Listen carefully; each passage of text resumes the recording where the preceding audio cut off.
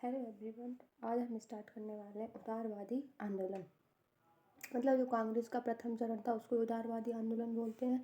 तो वही आज हम स्टार्ट करने कि इस चरण में कौन कौन सी गतियाँ हुई, कौन कौन सी विधियों का उपयोग किया गया।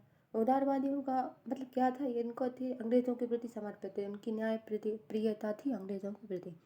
तो ये था प्रारंभिक चरण 1885 से 1892 ईस्वी तक रहा। और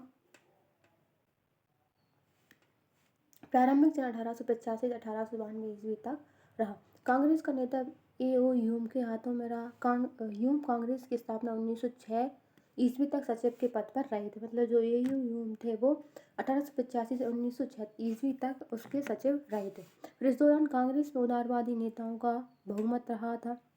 मतलब जो वर्चस्व था उस समय में वो किसका था, उदारवादी नेताओं का था। उदारवादी नेताओं में प्रमुख थे दादा भाई नौरोजी।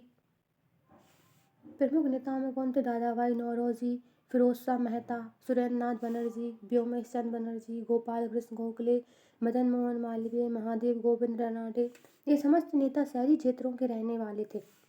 मतलब शहरी क्षेत्रों के रहने वाले मध्यम वर्गीय बुद्धिजीवी वर्ग था। ये क्वेश्चन ये आता है कि उदारवादी चरण में जो नेता थे वो कहाँ से मतलब बिलोंग करते थे। वो थे शहरी क्षेत्रों के मध्यम वर्गीय बुद्धिजीवी वर्ग था। जी अपने अपने पेशे में वकील था, कोई पत्रकार थे, डॉक्टर, इंजीनियर, साहित्यकार में सफल व्यक्ति थे। राजनीति को उन्होंने केवल अल्पकालिक पेशे के रूप में ही अपनाया था।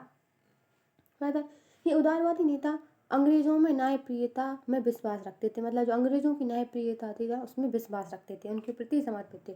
उदारवादियों ने ब्रिटिश जनमानस को प्रभावित करने के लिए 1889 ईस्वी में विलियम डिग्बी की अध्यक्षता में लंदन में इंडियन नेशनल कांग्रेस की एक ब्रिटिश कमेटी ऑफ इंडिया की स्थापना की थी। मतलब उसमें जो जनमानस में था ना उसको प्रभावित करने के लिए विलियम डिग्बी की अध्यक्षता में लंदन में इंडियन नेशनल कांग्रेस की एक ब्रिटिश कमेटी ऑफ इंडिया स्थापित की थी। मतलब एक शाखा के रूप में लंदन में ब्रिटिश कमेटी ऑफ इंडिया की स्थापना की थी। इस कमेटी ने इंग्लैंड में कांग्रेस के प्रचार के लिए इंडिया नामक पत्र भी निकाला था। फिर क्या था, उदारवादी नेताओं ने आंदोलन के संवैधानिक तरीके को अपनाने पर बल दिया था। मतलब जो संवैधानिक तरीका होगा ना, नैतिकता होगी, उसी के आधार पर हम आंदोलन का प्रतिनिधित्व करेंगे तथा क्रमिक सुधारों की बात की थी।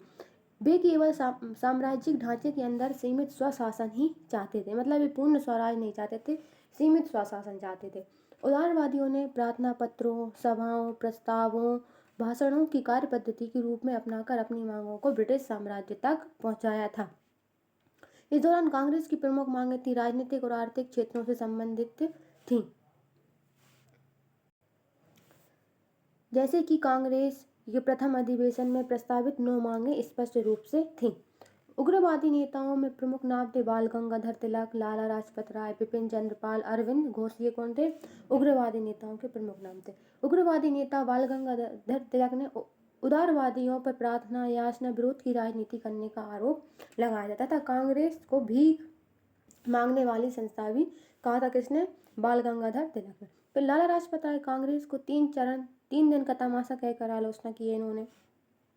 ये उग्रवादी नेता तीव्र सुधारों की बात करते थे तथा निष्क्रिय प्रतिरोध, आत्म सहायता, बहिष्कार के माध्यम से परिवर्तन लाना चाहते थे। यद्यपि उदारवादी अपने उद्देश्यों में पूर्णतः सफल नहीं हुए थे, किंतु उनकी कई महत्वपूर्ण उपलब्धियां थी। जैसे उदारवादियों के प्रयासों से 1892 में इंडियन काउंसिल एक्ट पारित हुआ था। किसकी, उदारवादियों की सहायता से 1892 में इंडियन काउंसिल एक्ट पारित हुआ था। 1893 ईस्वी में भारत और लंदन में एक साथ सिविल सर्विस परीक्षा का आयोजन किया जाने लगा, जो पहले अलग अलग होती थी।